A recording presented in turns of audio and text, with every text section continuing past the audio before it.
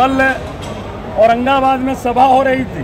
जब सभा खत्म हुई तो जो हमारे टेंट गाड़ने वाले जो साथी थे उनका 9 बजे रात में फोन आया हमें कि भैया देखिए ना, हमने सब के वोटर लिस्ट से नाम गायब है। 8 बजे लोड किया, देख रहे हैं तो हमने कोई के वोटर लिस्ट में नामे नहीं है। ऐसे वही लोग नहीं हैं।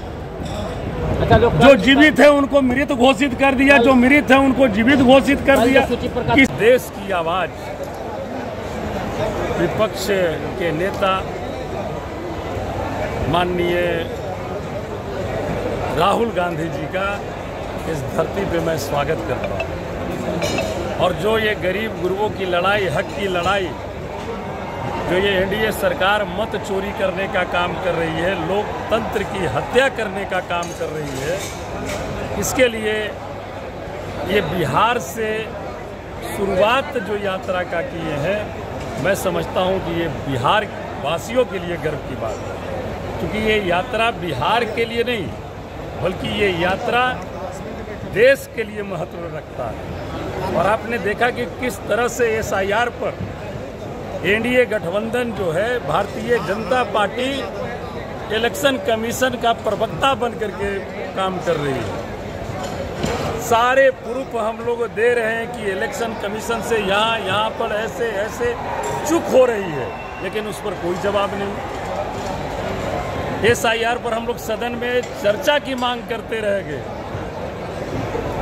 भाई, आप सत्ता में हो, आप कोई चीज़ लाए हो तो आपको देश की आवाम को बताने में क्या दिक्कत है? आप सदन में चर्चा कर करके देश के आवाम को आप बताते कि SIR से ये फ़ायदा है, ये फ़ायदा है। पहले तो आपने कहा कि हम घुसपैठियों को यहाँ मतदान करने नहीं देंगे। तो आपने बिहार में तो गहन पुनरीक्षण करवाया, कितने घुसपैठिए आपको मिले? बता दीजिए आप हमें, कोई आंकड़ा है, दिया है? तो देखिए, भारतीय जनता पार्टी का निश्चित तौर पर ये SIR राजनीतिक एजेंडा है। और ये गरीब गुरुआ का वोट का अधिकार जो बाबा साहेब भीमराव अम्बेडकर ने जो दिया है, चाहे अडानी या माडी का बेटा हो या निचली पंक्ति का बैठने वाला कोई बेटा हो, सबके मत का अधिकार बराबर है। उस अधिकार को ये खत्म करना चाहते हैं। और खास करके बिहार में महागठबंधन के वोटर्स को चिन्हित कर करके उन्हें वोट से वंचित करना चाहती है। और इसी SIR के बहाने वो सरकार बनाना चाहती है। और मैं समझता हूँ हमारे बिहार और देश की आवाम उसकी इस नीति को बखूबी समझ चुकी है। एक बहुत बड़ा आंदोलन इस बिहार के धरती से SIR के विरुद्ध खड़ा होगा। और इस सरकार को देश के आवाम, देश के मतदाता के आगे झुकना होगा। हमारे नेता कहते हैं, 2 गुजराती आके बताएंगे कि बिहार में मतदाता कौन होंगे, ये उनको बताने की आवश्यकता है। ऐसा कभी हुआ है? आपने देखा कि इस SIR पर जिस तरह का आंदोलन इलेक्शन कमीशन के विरुद्ध पूरे सड़क से लेकर संसद तक के चल रही है। मैं समझता हूं कि आज़ादी के बाद इलेक्शन कमीशन के विरुद्ध ये SIR के चलते बहुत बड़ा आंदोलन है। ऐसा आंदोलन इलेक्शन कमीशन के प्रति कभी नहीं हुआ। तो इससे भी सचेत होने की आवश्यकता है। देश की आवाम को बताने की ज़रूरत है। भारतीय जनता पार्टी क्या बोलेगी? स्वतंत्र वो एजेंसी है। तो भाई, ये जो देश की स्वतंत्र जो एजेंसियां हैं किस रूप में काम कर रही है, ये बिहार और देश की जनता देख रही है। उसी तरह से सारे एजेंसी को इन्होंने यूज कर लिया।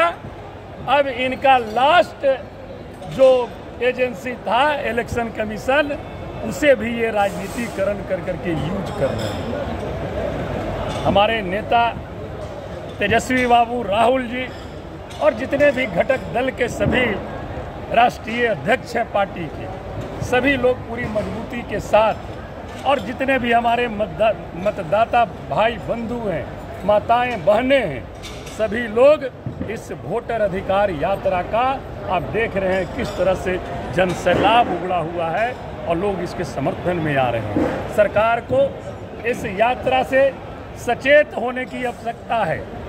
सरकार को इस यात्रा को देखते हुए एसआईआर पर अविलंब एसआईआर पर रोक लगाने की जरूरत है। ये मैं जरूर आपके माध्यम से कहना चाहता हूँ। सरकार को ये सोचना चाहिए, नहीं तो आवाम सोच लेगी। चुनाव आखिर क्या छुपाने का प्रयास, क्या नहीं छिपा रही है, बहुत सारा चीज छिपा रही है। आपने देखा ना, एक ही बात थोड़ी है।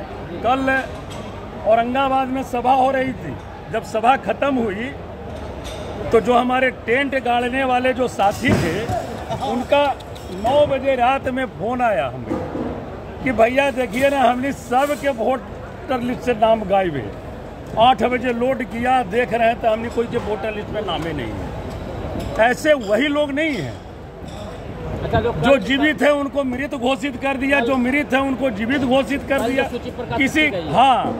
किसी का उम्र 24 वर्ष है तो 124 वर्ष बता करके, ये गलती नहीं है तो क्या है भाई? आप लिखते हो कि गहन पुनरीक्षण कार्य मतदाता का सूची में कर रहा हूं, तो गहन का मतलब क्या होता है?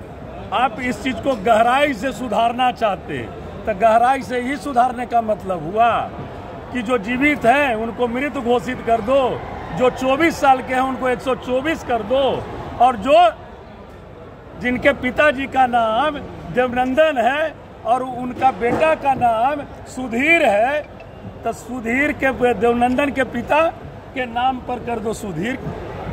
तो ये सब गलती नहीं तो क्या है? हाउस में बहुत सारी गलतियां हैं, वो गलतियां छोड़ दीजिए।